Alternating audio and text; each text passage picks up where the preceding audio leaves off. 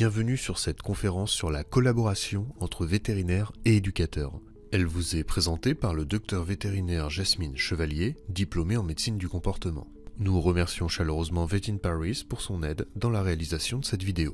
Donc, on va parler déjà de ma vision du problème, la consultation, ma vue en tout cas du problème, la consultation comportementale et la psychopathologie. Puisque moi, je travaille dans un modèle zoopsychiatrique, c'est-à-dire on parle de psychiatrie animale et en tout cas de troubles du comportement qui viennent d'un trouble psychologique.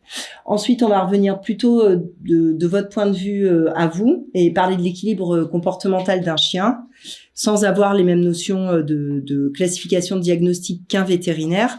Quand vous regardez un chien et quand vous l'adressez, il y a quand même des axes qui vous permettent de savoir déjà où ça va pas et de le formuler pour pouvoir le transmettre et le partager. Donc ça, c'est important. Ensuite, on va parler de la description des comportements eux-mêmes, dans l'exemple qui fait partie sans doute beaucoup de votre pratique, qui est le chien réactif. Parce que le chien réactif, c'est vraiment le fourre-tout complet, alors qu'en fait, on peut vraiment décomposer de façon beaucoup plus précise. Et ça, pour nous, c'est hyper utile après pour choisir notamment la médication. Après, quelques tips sur la prise en charge, dans quel cadre on peut être amené à collaborer ensemble. Parce que c'est pas toujours descendant, ça peut être transversal, voilà. Et puis un point sur les psychotropes, évidemment, puisque c'est le sujet qui suscite le plus de questions, qui sont souvent des objections en fait quand on veut avoir une bonne raison de pas aller voir un veto, mais il y a quand même des choses et des éléments qu'il faut que vous ayez en tête, des punchlines pour contrer certains arguments. Donc déjà, quand les gens viennent vous voir, ils viennent vous voir ou me voir d'ailleurs, ils viennent avec des comportements problématiques. Généralement, ils vont dire mon chien aboie tout le temps, mon chien fait pipi à l'intérieur. Donc ça, c'est un comportement problème. On va faire moi en tout cas en consultation, je vais faire un examen comportemental et qui va me permettre un des objectifs du diagnostic en psychiatrie vétérinaire, c'est de dire si ce comportement problématique du chien ou du chat d'ailleurs, c'est un comportement normal gênant, genre il est attiré par les chiens en chaleur. Si c'est un comportement qui est pas normal, autonome, mais qui a été appris et renforcé, auquel cas il y a un apprentissage, un conditionnement opérant, c'est très gênant et ça peut être problématique de le désapprendre, mais ça reste un comportement qui a suivi un cours normal. Et ensuite, on a ce qu'on appelle des comportements pathologiques, où là, les critères pour le définir, c'est un comportement qui est rigidifié, c'est-à-dire que sa séquence est toujours très similaire. Il n'est pas adaptatif, il ne répond plus à l'environnement, et nous, on insiste beaucoup là-dessus dans notre école, c'est que non, c'est pas parce que le chien se retrouve dans un environnement adapté que tous les comportements vont disparaître. Certains sont beaucoup plus pérennes que la modification de l'environnement. Et c'est un comportement qui est pas contrôlable ni par les humains autour, mais ni par le chien lui-même en fait. Il a plus le choix. Et quand on n'a pas le choix, ça altère le bien-être évidemment et l'équilibre de vie. Du style, bon ça c'est un classique, ça c'est un petit berger allemand, vous voyez, il doit avoir 5 mois. Donc il tourne après sa queue. Donc, il y a un envahissement. Il peut s'arrêter pour avoir des comportements agréables, mais il revient très vite vers sa queue. Et là, ce qu'on voit pas, j'avais pas la bonne vidéo, c'est qu'il coinçait sa queue entre deux de ses doigts. Il a regardé ça et hop, après c'était reparti. Donc, quand on fait de la biblio là-dessus, si vous cherchez des publications scientifiques, les anglo-saxons, ils décrivent beaucoup le comportement en symptomatique. Et donc, on va parler de spinning pour le bull terrier ou le berger allemand.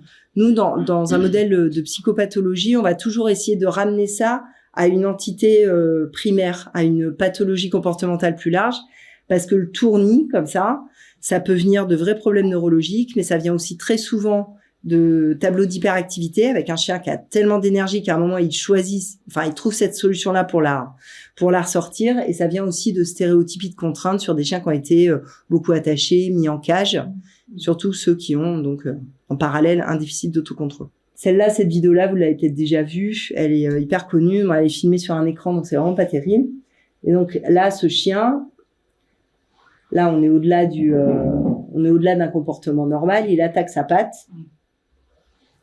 Et donc lui, il convient quand même d'aller chercher vraiment beaucoup des causes médicales. Pour revenir au petit berger allemand d'avant, même si on le met dans un jardin avec plein de chiens, il y a de fortes chances pour quand même qu'il ait du mal à se débarrasser de ce comportement, voire qu'il puisse pas s'en débarrasser. Et puis en plus, quand les gens vous amènent leur chien avec son comportement qui va pas, ils sont quand même attachés à lui, c'est leur chien. Et donc dire, s'il était dans une meute avec d'autres chiens et dans un autre contexte de vie, ça irait mieux. C'est peut-être, mais en fait, en réalité, c'est rarement ce qu'on peut faire. Donc il faut qu'on arrive à résoudre le problème dans le contexte qui nous est donné. Ma consultation, c'est une consultation vétérinaire, donc je vais faire évidemment un examen médical quand je peux, ce qui n'est pas toujours le cas, parce que des fois les chiens sont vraiment très agressifs ou pas du tout manipulables, et un chien qui est ou hyper phobique, un chien qui est pas du tout détendu sur la table d'examen, même s'il représente pas de danger pour moi, de toute façon je peux pas l'examiner correctement. On peut être amené à faire des examens complémentaires pour aller chercher d'autres maladies qui expliquent le comportement. Et du coup, fallait quand même que je fasse une petite parenthèse sur les affections physiques qui peuvent altérer de façon notable le comportement et qui sont pas toujours visibles de façon si évidente que ça. Les organes d'essence, bon évidemment le dalmatien sourd, il va pas bien répondre au rappel, mais en fait, moi, ça m'est arrivé une fois d'avoir un chiot de 4 mois qui arrivait, le mec s'était pas rendu compte qu'il était sourd en fait. Donc il faut, et c'est pas toujours si simple que ça à tester parce qu'ils sentent les vibrations, il y a quand même pas mal de trucs. Les vieux chiens qui perdent la vue et l'ouïe, ils se retrouvent dans un monde où il y a plus de relations sensorielles, donc ça génère des dépressions qui peuvent être quand même assez envahissantes. Ensuite, évidemment, tous les problèmes de douleur sont une cause régulière d'aggravation ou d'une irritabilité chez le chien. Les otites, et il y a beaucoup de chiens qui sont très irritables pour le grognement facile, qui sont des chiens sujets aux otites chroniques. Je peux pas mettre de lien de cause à effet, mais c'est quelque chose que j'ai souvent constaté. Les douleurs abdominales, j'ai eu un patient pas si vieux, un border collie très réactif, donc qui était et impulsif et qui avait des peurs, donc ça faisait un bon combo. Et en fait, il a été mis sous traitement pour les douleurs abdominales pour un problème abdominal, et les gens ont constaté qu'il était beaucoup mieux. Mais sauf que ça se voyait pas qu'il avait mal au ventre parce qu'il avait pas de diarrhée. Donc voilà, et les douleurs dorsales, évidemment, tous les chiens qui commencent à avoir de l'arthrose. Il y avait une publication dont j'ai pas retrouvé la référence qui montrait que la phobie des bruits était souvent associée à des douleurs de dos, parce que forcément, si on a peur et qu'on se contracte et que ça fait super mal, on a peur d'avoir peur après. Donc voilà, toutes les douleurs. Donc c'est sûr que quand vous voyez un chien, vous avez, si vous recevez le client directement en tant qu'éduc, c'est bien quand il a quand même eu un check-up un peu complet, même si ça coûte ce que ça coûte, mais c'est quand même loin d'être inutile. Et pour vous, c'est important aussi d'aiguiller un peu les gens sur ce qui pourrait, sur le fait qu'une douleur pourrait aggraver la situation. Les maladies hormonales aussi, alors bon, c'est un peu le marronnier, il faut pas tout mettre dans ce paquet-là, mais effectivement, il y a les chiens qui ont des problèmes de thyroïde ont une humeur fluctuante. On a le tableau un peu classique où le chien aura pas consulté en médical, c'est un peu le chien d'âge moyen, 6-7 ans, qui se met à avoir des phobies, des peurs qu'il avait pas avant. Ça, c'est un truc que j'ai plusieurs fois pu associer à des hypothyroïdies. Et il y a aussi la maladie d'Addison, qui a un défaut de sécrétion de la cortisone interne, qui donne aussi des troubles digestifs, mais qui est responsable de grosses fluctuations d'humeur. Et ça, donc, les maladies hormonales, c'est aussi une cause de troubles du comportement. Et après, c'est pas parce qu'on règle la maladie que le comportement va se régler complètement. Il faut travailler aussi, mais il faut pas l'oublier, parce que sinon on se bat pas contre le bon problème. Alors, sur la théorie, du coup, comme c'est forcément un veto qui va poser le diagnostic physique et médical, même s'il est diagnostic pas d'affection, normalement, la notion de diagnostic, elle ne peut être posée que par le vétérinaire à cause de ça. Donc là, alors ça c'est un point qui est très théorique, mais vous en retiendrez ce que vous pourrez. Mais si vous êtes amené à travailler avec des gens qui font la même discipline que moi, à peu près dans le même modèle, je pense que c'est important que vous l'ayez entendu une fois. Notre diagnostic en médecine du comportement, il se décompose en 3 niveaux. D'abord, le diagnostic d'état pathologique. Ça, c'est la plus petite entité d'équilibre ou de déséquilibre au niveau du psychologique. Donc, pour que ce soit plus clair, un chien peut être en état normal. Il répond à son environnement. L'environnement est inadapté. La réponse du chien est adaptée à l'environnement. Tout ça se module facilement avec de l'éducation. Vous avez un état qu'on appelle l'état réactionnel. C'est quand ça commence à se déséquilibrer, mais on peut encore le ramener avec une restauration de l'environnement, voire une éducation ou une rééducation adaptée. Et après, on bascule dans les états pathologiques. L'état phobique, bon, si vous avez déjà eu peur de l'avion, des araignées ou d'un truc, vous voyez bien que de toute façon, le moindre signe, le prémisse d'apparition du truc qui vous fait peur, vous fait déjà peur. Et les chiens vivent ça aussi. Quand ils sont en état phobique, ils sont déjà dans l'anticipation. Donc il y a déjà quelque chose qui se passe dans leur cerveau qui ne répond plus que à l'environnement et à l'apparition de ce qui leur fait peur. L'état anxieux, la définition de cet état-là, c'est l'apparition de réactions analogues à celles de la peur en réponse à des fluctuations internes. Par exemple, le chien qui se met dans une interaction sympa avec les propriétaires se met à grogner, ou le chien qui va se mettre à défendre son panier alors que personne, il n'y a pas de danger objectif. Ça définit l'état anxieux. C'est pas forcément que des grognements, hein, ça peut être des réactions de fuite, de panique, de polypnée, ce genre de choses. Ensuite, l'état de déficit des autocontrôles, qui est souvent décrié, c'est une cause de discussion avec certains éducateurs qui disent non mais l'hyperactivité ça existe pas, il faudrait qu'ils galopent plus, etc. Non, il y a des animaux qui sont pas en mesure de contrôler le déclenchement de leur séquence comportementale, ils peuvent pas renoncer à déclencher ou ils peuvent pas s'arrêter. Ne pas renoncer à déclencher, c'est être impulsif. Ne pas être capable de s'arrêter et recommencer inlassablement, c'est être compulsif. Impulsif, c'est le chien qui bombe sur les passants sans avoir vu si ce passant-là est dangereux ou pas. Le chien compulsif, ça va être le teckel, par exemple, qui aboie non-stop, ça s'arrête jamais. On a des prédispositions raciales, d'ailleurs, à être impulsif ou à être compulsif. L'état instrumentalisé, c'est ce qui se passe une fois que le comportement vit de façon autonome en boucle et il se déclenche à l'apparition d'un stimulus qui le déclenche, mais il n'y a plus d'apaisement. Le chien ne trouve plus aucun apaisement et donc il continue inlassablement son comportement de façon réflexe. L'état dépressif, dépressif, il y a des dépressions chez les animaux et qui sont pas toujours que des dépressions réactionnelles à la perte du propriétaire. Et l'état dysthymique, c'est des états qu'on compare aux états maniaques des gens. On trouve ça notamment dans certaines lignées de cocker, où ça a été bien décrit, avec des agressions qui peuvent relativement être liées à un contexte. L'éponge de la cuisine est tombée par terre, mais le chien, il met un enjeu comme si c'était vital pour lui. Et en fait, on voit que l'intention, l'humeur associée fluctue et est complètement démesurée par rapport à la réalité de l'objectif du chien. Donc, ces cas-là sont des cas qui sont évidemment pas de très bons pronostics, et encore moins s'ils sont pas traités, et encore pire si on essaye de les soumettre ou de les engueuler pour pas qu'ils grognent, puisqu'en fait, il y a quelque chose dont le chien est complètement victime. L'état dissocié, c'est un peu le chien qu'on s'est vu s'attaquer la patte tout à l'heure. Hein. C'est des comportements qui ne sont plus des comportements normaux de l'espèce. Et l'état sénile, c'est quand le cerveau ne fonctionne plus parce que il a passé sa date de péremption. Donc ça, c'est le diagnostic d'état pathologique. Des fois, on n'a que ce diagnostic-là. Et des fois, on va avoir un diagnostic nosographique, c'est-à-dire on va relier ce diagnostic d'état à une grande maladie, un grand syndrome. Donc vous avez peut-être déjà entendu le syndrome de privation, qui est relativement commun dans toutes les écoles, le syndrome hypersensibilité-hyperactivité, des troubles de la relation sociale, voilà. Mais pourquoi c'est important cette classification-là? C'est que des fois, le chien appartient pas à une grande maladie où on n'est pas sûr. Et en fait, ce qui est très important pour la prise en charge, c'est surtout le diagnostic d'état pathologique, parce que ça va définir pour nous le degré d'atteinte et d'altération dans la décision que le chien a sur ses comportements. Et ça nous dit aussi que quand on soigne un chien, on soigne pas un chien HSHA. On soigne un chien qui a tel diagnostic d'état.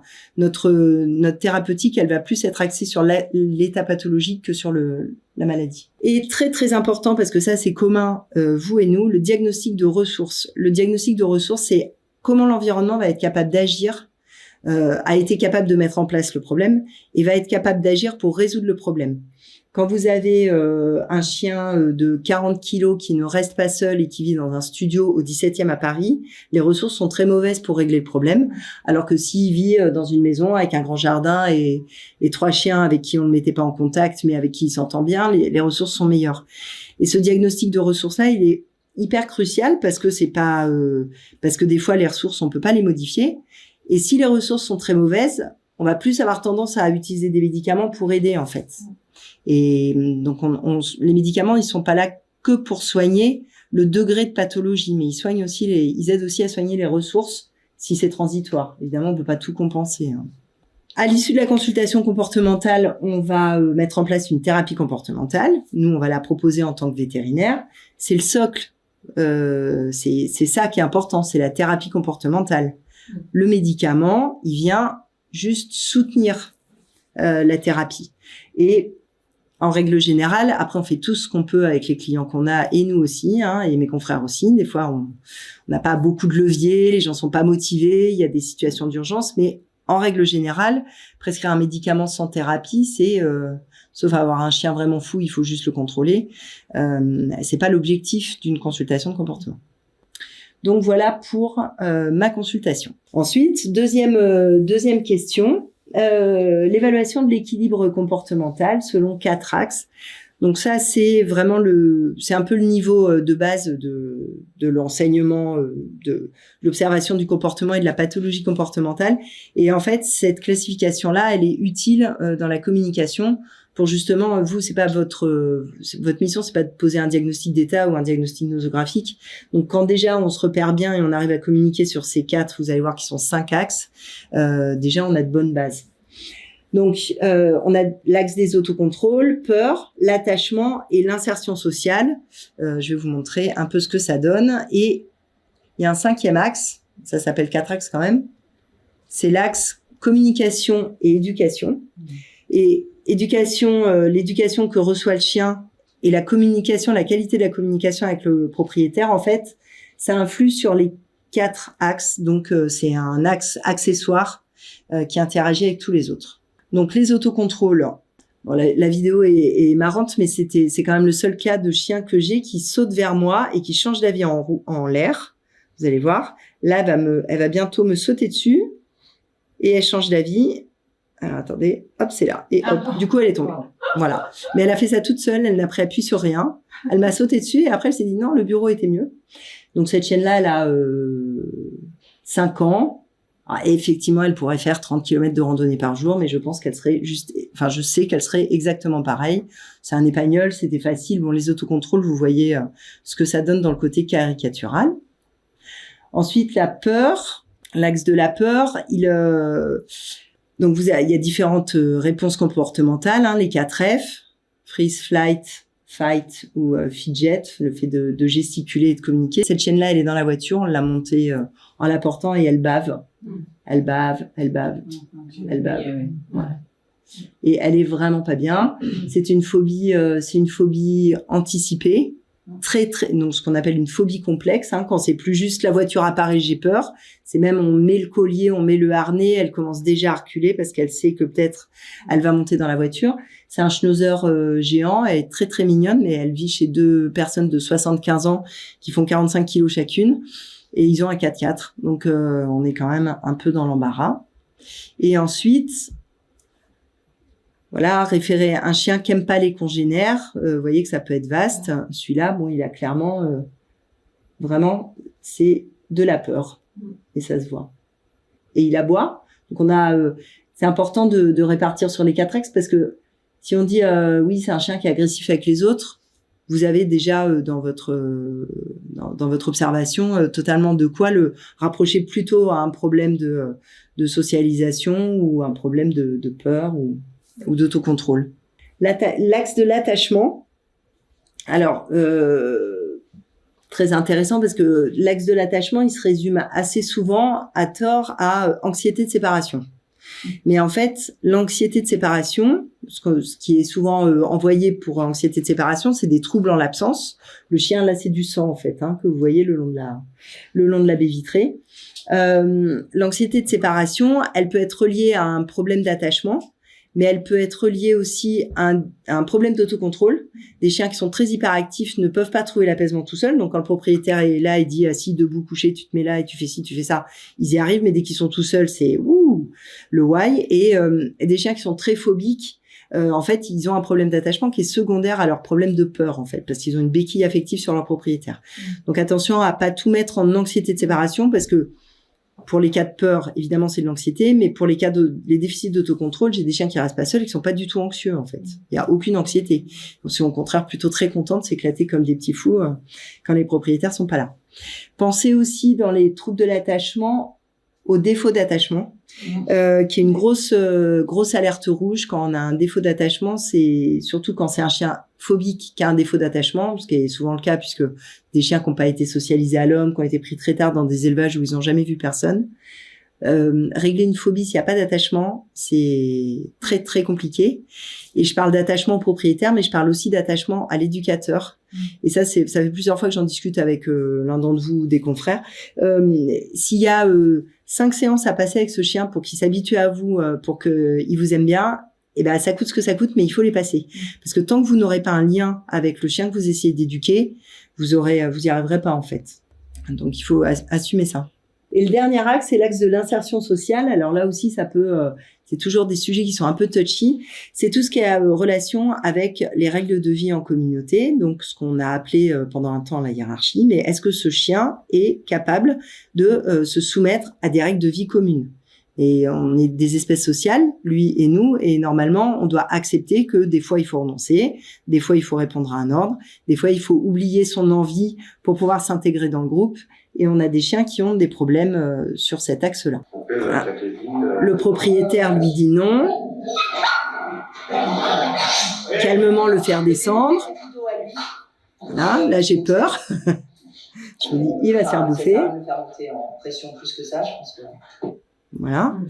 Donc ça c'est un chien. Le premier diagnostic c'était plutôt un diagnostic d'hyperactivité et après son évolution a fait qu'on l'a reclassé en dysocialisé primaire. C'est-à-dire que il avait pas de capacité à ne pas rentrer dans une escalade. Il savait pas le faire en fait. Donc soit on le voyait, il avait une relation complètement dingue avec son propriétaire, il a fait du camping avec lui, ils ont fait plein de trucs, le mec a fait un boulot de dingue, mais par contre, quand il y avait un conflit, une rivalité, que le chien voulait un truc, il n'était pas en mesure de faire de la désescalade, et c'est généralement, alors avec d'autres chiens, ça pose vraiment des gros problèmes, parce que s'il n'y a pas de désescalade, pas d'utilisation des signaux d'apaisement, donc les dysocialisés primaires, évidemment, quand c'est un malinois, ça c'est suffisamment flippant pour pas qu'on le rate. Mais chez les chihuahuas, les toutes petites races, voilà, je pense qu'il y en a beaucoup qui s'ignorent et qui sont pas capables de céder et de lâcher le morceau. On a aussi toutes les affections de la relation sociale dans des chiens qui vivent dans un cadre flou, ambigu, permissif, pas permissif, qui n'ont pas de repères, aucun leadership, qui finalement sont un peu largués aussi avec leurs anxiétés parce qu'il n'y a pas de cadre autour d'eux, ce qu'on appelle les affections de la relation sociale. Et il n'y a pas que la régression sociale dirigée pour traiter ça, mais on est un peu dans ce cadre-là. Donc évidemment, un chien peut avoir un problème sur un axe et sur 2 axes en même temps, hein, autocontrôle, insertion sociale, ça va souvent ensemble, peur et attachement. Mais l'autre truc important aussi à savoir, c'est que quand vous voyez un chiot prépubère, les 2 axes qu'il faut checker à fond, c'est les autocontrôles et la peur, puisque ça, c'est les troubles du développement. Sur un chien adolescent ou jeune adulte, on va plutôt, et si en plus le problème vient d'apparaître, on est plus dans des problèmes d'attachement ou d'insertion sociale. Ça va avec les étapes de développement. Là, on est sur l'axe de la communication. Évidemment, un chien qui a un peu des problèmes de contrôle, s'il a un propriétaire qui l'excite, ça va aggraver les choses. Et donc, l'axe de la communication va venir aggraver l'axe des autocontrôles.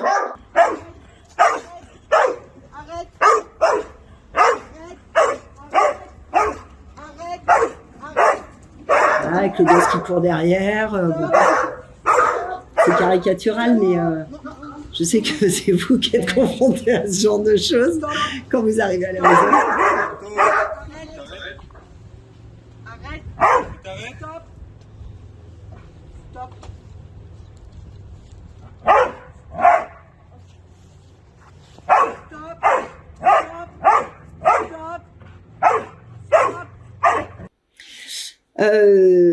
Il y a 2 exemples dont je vous parle parce que j'y pensais en venant et donc je trouvais ça intéressant, notamment pour ma consoeur qui est là. La vulnérabilité à la phobie des soins. Phobie des soins, les chiens qui se laissent pas soigner parce que on a beaucoup maintenant, on entend parler de medical training, il y a des trucs hyper efficaces, mais en fait tous les chiens vont pas forcément répondre de la même façon au medical training, et parce qu'ils vont pas tous avoir le même style de phobie des soins. La phobie des soins, c'est pas une entité. Donc déjà, phobie des soins vétérinaires, c'est associé le plus souvent, ça coévolue avec une phobie des soins à domicile et une phobie du toilettage. Parce que de toute façon, tout le contexte évocateur est très similaire. Donc, pourquoi les chiens qui ont un déficit d'autocontrôle risquent de faire une phobie des soins? Parce qu'en fait, comme ils gigotent tout le temps, c'est ça, et en plus, quand ils stressent un peu, ils gigotent encore plus. Si on les contraint et qu'on leur dit de pas bouger, à 3 en leur criant dessus, là, ils explosent. Donc, c'est des chiens qui sont souvent très contents d'arriver chez le véto parce qu'en plus, il y a des trucs à manger, c'est hyper sympa, on les flatte et on les trouve, on leur dit des trucs sympas. Mais en revanche, quand on leur demande de pas bouger de façon trop forte, là, ils peuvent plus le faire. Et on peut vraiment avoir des explosions agressives qui sont, en plus, chez un chien qui manque d'autocontrôle, extrêmement violentes. Les chiens qui sont vulnérables sur l'axe de la peur, ils ont peur des gens. Donc, ils ont peur du vétérinaire et du personnel et des gens en salle d'attente. De toute façon, il y a trop de gens autour d'eux. Donc, ces chiens-là, finalement, c'est pas tellement les soins qui leur posent problème, c'est l'environnement humain. Donc, le fait de les mettre dans une position de sécurité avec jamais le véto qui se met devant, voilà, il y a des stratégies à adopter. Mais on n'est pas sur le même type de vulnérabilité. Les chiens qui ont un problème sur l'axe de l'attachement, ils sont plutôt à rapprocher à ceux qui sont vulnérables sur l'axe de la peur. Ils ont besoin de leur propriétaire, ou pas, ça dépend. Et les chiens qui sont vulnérables sur l'axe de l'insertion sociale, ceux-là, de toute façon, s'ils peuvent pas, ils n'ont pas la capacité à céder à une contrainte, c'est ces chiens-là qui vont poser le plus de problèmes, parce que de toute façon, même en leur demandant gentiment, s'ils veulent pas, ils veulent pas.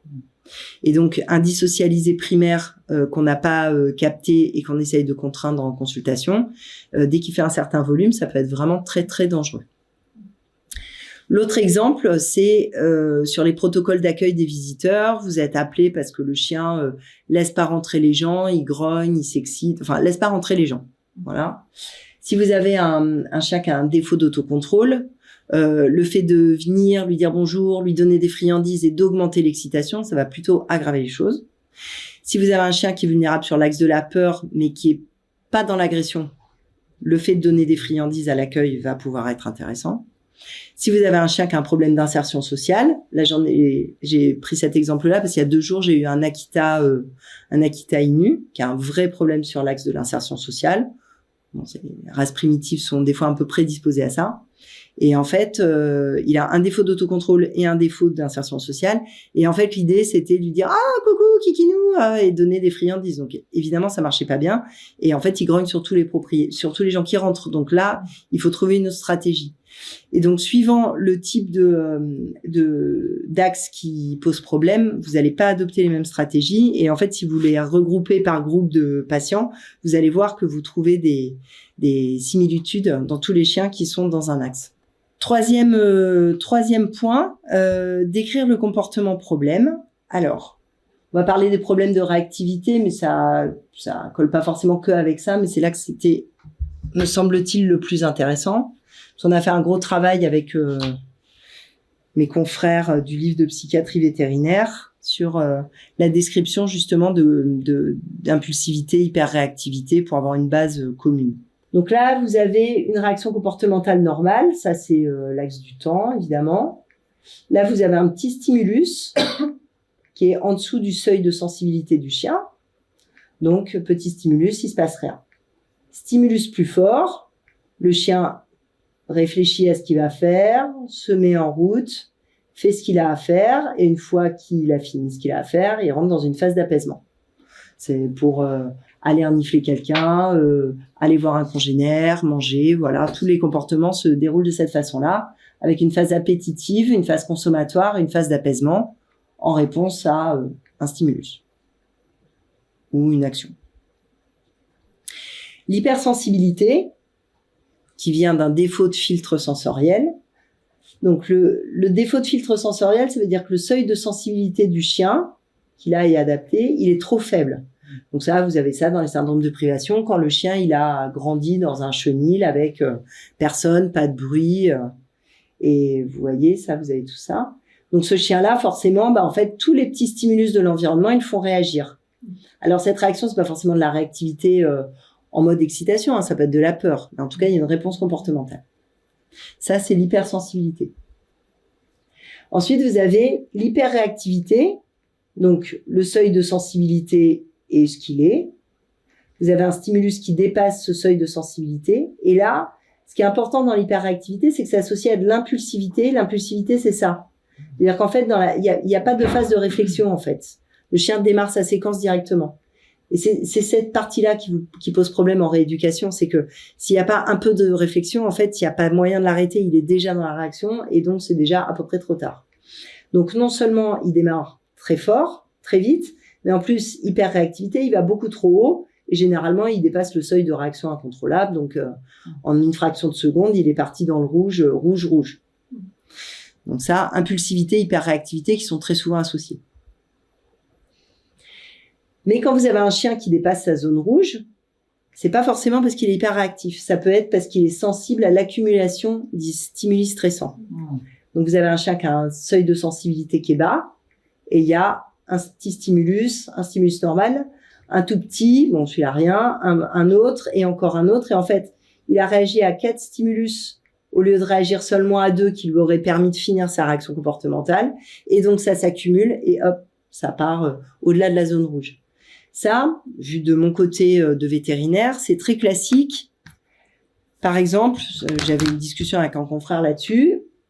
Un chiot, un petit chiot golden, en plus un golden, c'est gentil les golden, qui mord au moment de l'injection, qui essaye de le mordre, qui se retourne comme ça. Il dit mais enfin, c'est pas normal. Et je lui dis mais oui, mais est-ce que tu as regardé ce qui s'est passé avant? C'est un chiot qui est un peu phobique. Il est rentré à la salle d'attente, il connaît pas, il vient déjà de prendre la voiture, il est pas bien. Et puis, il y a des gosses qui couraient dans la salle d'attente. Et puis, il y a quelqu'un qui a essayé de le caresser alors qu'il avait peur. Et puis après, il se fait examiner. Et puis, alors, la piqûre déclenche.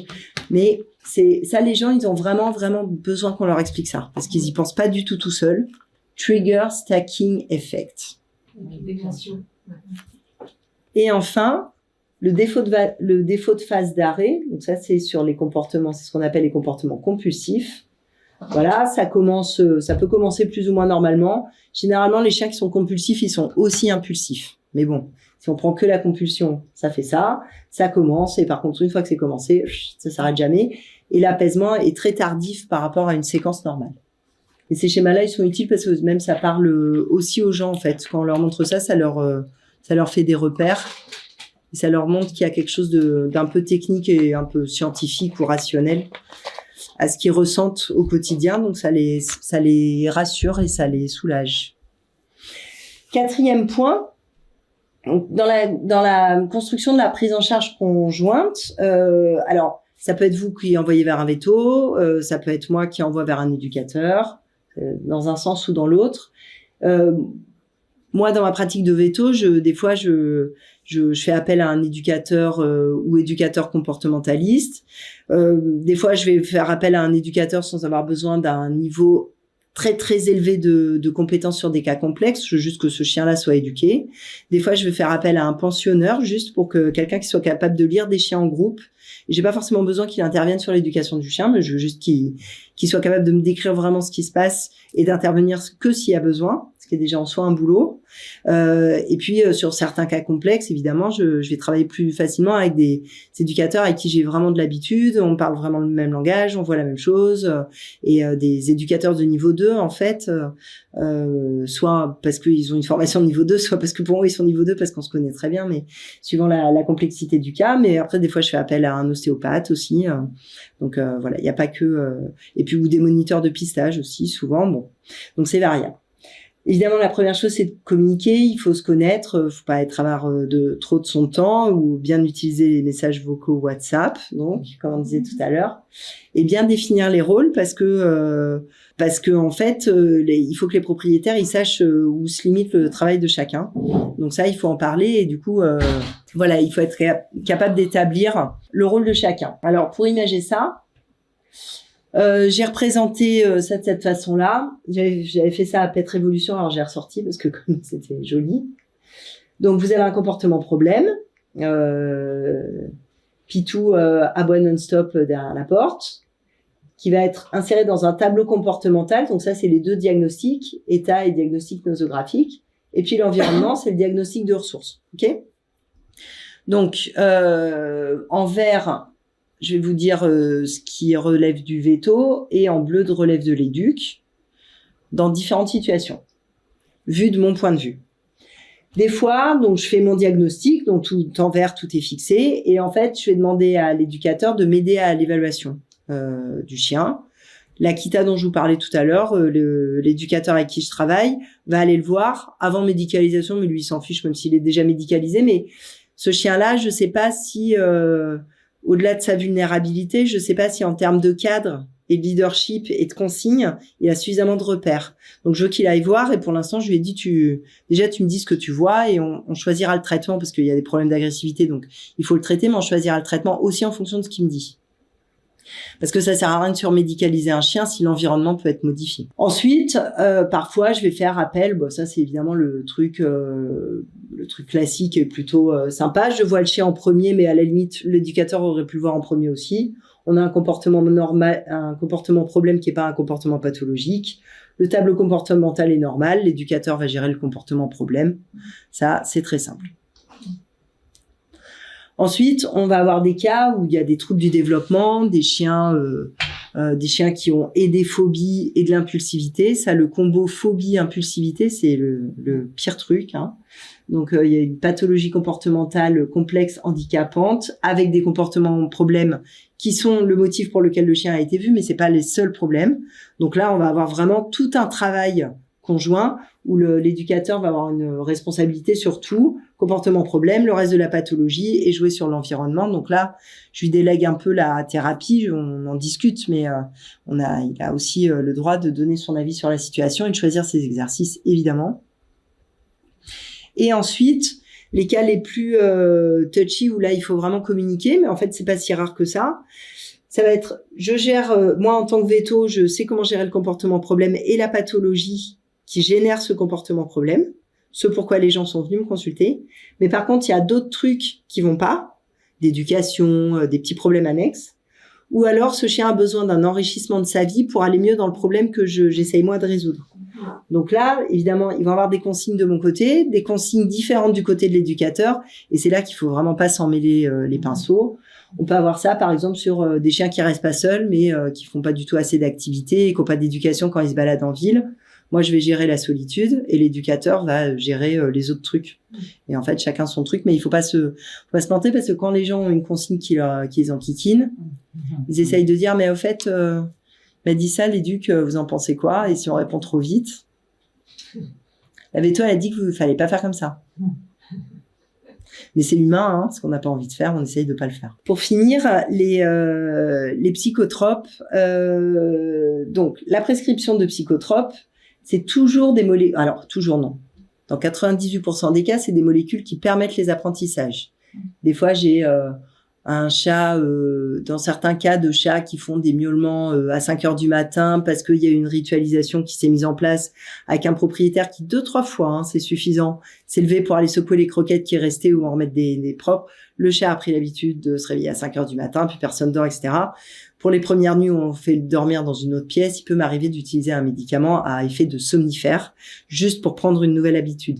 Ça peut arriver, mais le plus souvent, et notamment avec les chiens, c'est rare d'avoir des molécules qui permettent pas les apprentissages, sinon ça sert à rien en fait. Et c'est toujours en soutien de la thérapie. S'il y a pas de thérapie, ça va marcher un peu, mais ça va pas marcher longtemps et ça va pas être stable. Forcément, il faut travailler un peu. Donc, dans quel cas est-ce qu'on prescrit des psychotropes? Ça, on va l'avoir sur au moins 2 diapos, mais quand il y a un comportement pathologique qui a perdu sa flexibilité, évidemment, il y a toujours peut-être moyen de résoudre, mais vous allez perdre beaucoup de temps. Donc, si vous voyez un comportement rigidifié, les psychotropes vont forcément apporter du confort au chien, du confort à tout le monde et vous éviter de perdre la motivation des propriétaires qu'elle est dans une vie active, ils ont des gosses, un boulot, enfin, c'est pas toujours très facile non plus de leur demander d'y travailler 2 heures par jour. Les psychotropes, ils sont indiqués aussi quand on a un comportement dont l'intensité est importante. Quand on a un comportement qui est très handicapant pour le bien-être du chien ou des propriétaires aussi, et notamment à Paris quand il y a vraiment des nuisances, on peut pas laisser les gens se débrouiller sans les aider parce qu'ils risquent aussi leur appart.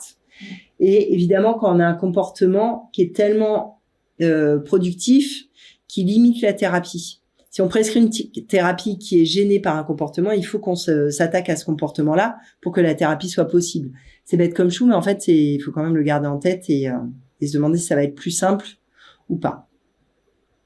Ce serait vraiment une faute professionnelle de pas prescrire un traitement adapté quand il y a une urgence légale, donc évidemment plainte du voisinage, ou une urgence vitale sur un chien qui fait par exemple qui gobe, qui fait du picat compulsif. Surtout, alors il peut se faire opérer une fois, mais en fait normalement il devrait pas être opéré 2 fois, en tout cas pas 3 fois quoi. Un chiot qui gobe des trucs, il faut vraiment s'en occuper, et si un traitement est adapté, il faut le traiter. On a des chiens qui se mettent vraiment en danger de par leur comportement, et des chiens qui sautent par la fenêtre, qui détruisent plein de trucs et qui les bouffent. Bon. Et encore une fois, et j'insiste là-dessus vraiment parce que c'est pas, on a trop sur des forums de non mais le médicament est pas forcément utile dans ce cas-là. Ben non, il est pas forcément utile dans ce cas de chien-là, mais peut-être dans ces ressources-là. Et donc il y a pas de raison. C'est pas mieux réussi quand il y a pas de médoc en fait. Hein, pour résumer. Le refus de traitement. Alors quand c'est les gens, il faut les aider, mais quand ça vient d'un professionnel, c'est quand même pas bien parce que c'est une perte de chance. Forcément, plus il y a d'usure de la motivation, plus il y a de risques que les gens arrêtent. C'est une perte de bien-être, évidemment, parce que quand on choisit pas son comportement, on n'est pas heureux. C'est une perte d'argent pour les propriétaires, puisque ça va durer plus longtemps. C'est quand ils en sont à 4 canapés, ça coûte cher. Une perte de temps, donc tout ça, ça va ensemble.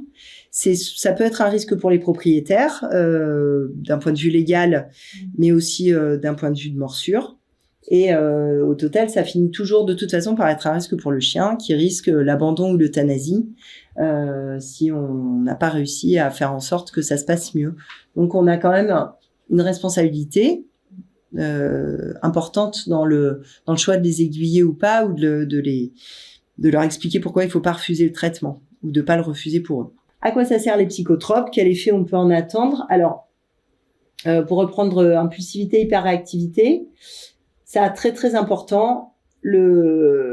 Certains psychotropes vont permettre de réabaisser cette droite dans le début de séquence comportementale, ce qui va vous permettre de récupérer un petit bout de cerveau disponible avant de déclencher le truc. Ça diminue l'intensité de la réaction. C'est souvent des médicaments antiproductifs. Donc si on peut réussir à rester en dessous de la zone rouge, ça va être plus simple. Et ça va faire remonter aussi le seuil de zone rouge.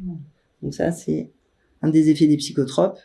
Je vous ferai pas de listing des molécules qu'on utilise parce que je pense pas que ça ait grand intérêt pour vous et que les formations qui sont basées là-dessus, je trouve que c'est dommage et que c'est du temps perdu en fait.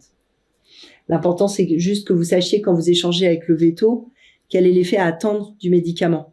Mais savoir si c'est celui-là ou un autre, après vous prendrez votre habitude, mais je ne veux pas que ça vaille un cours en fait. Quand on a un effet d'accumulation des stimuli, le psychotrope il va permettre donc de réaugmenter le seuil de sensibilité et d'augmenter la zone rouge. Donc le chien va moins accumuler et puis il va avoir plus de chances quand même de rester en dessous.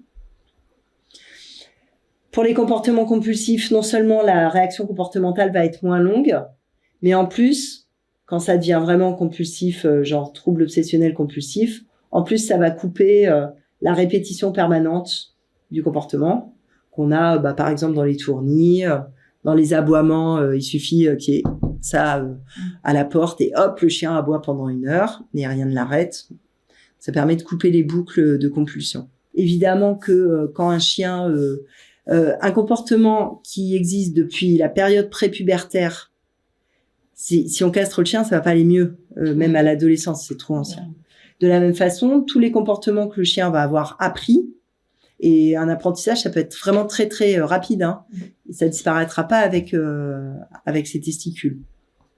L'autre truc sur la castration, c'est que castrer des chiens adolescents implique une manipulation chirurgicale à l'adolescence, une collerette et une restriction de liberté et de socialité, et donc l'adolescence c'est souvent une zone à risque aussi pour une intervention chirurgicale de cette nature ou d'une autre. Donc la castration, attention à l'adolescence, attention en cas de peur, ça a été montré plusieurs fois, attention pour les comportements appris, et maintenant il y a des tableaux édités sur telle race, à quel âge il faudrait castrer, toute chose normale par ailleurs, entre avant les premières ou après les deuxièmes chaleurs, et puis à quel âge. Je vous ai remis la chaîne Synapse, pour ceux qui connaissent pas, que vous trouverez aisément sur mes réseaux sociaux, et le livre Psychiatrie vétérinaire du chien auquel j'ai collaboré. On voit pas mon nom, mais là je suis là. Et voilà, c'est un investissement. Il coûte 180 €, mais enfin il fait plus de 1000 pages. Et c'est vraiment la bible de tout ça, avec toutes les références. Et je pense qu'en tant que professionnel, bon, c'est un budget, mais ça peut vraiment vous faire une référence. C'est très très détaillé aussi sur des thérapies. Et c'est pas destiné que aux vétérinaires, hein, c'est destiné aux professionnels. Donc vous avez pas mal d'extraits sur nos réseaux, sur Synapse, si vous venez sur mes réseaux, vous allez avoir les liens vers tout ça, ou vous me demandez. Mais il y a pas mal d'extraits qu'on a pris en photo et publiés, donc si vous voulez voir de quoi il retourne. Et il existe aussi en format livret résumé. Bon, c'est un peu dommage de pas acheter le complet, mais il y a un petit livret clinique qui reprend les schémas, les explications, les psychotropes, les grandes affections, et ça coûte une 40aine d'euros. Donc déjà pour commencer, en apéritif. Si vous souhaitez consulter en médecine du comportement à Saint-Cyr-sur-Mer, Paris ou Vendôme en Loir-et-Cher, rendez-vous directement sur le site www.jasminechevalier.com dans l'onglet Consultation. Merci d'avoir regardé cette vidéo. Nous espérons que cette conférence vous a plu et que vous appréhendez mieux maintenant la collaboration entre vétérinaires et éducateurs.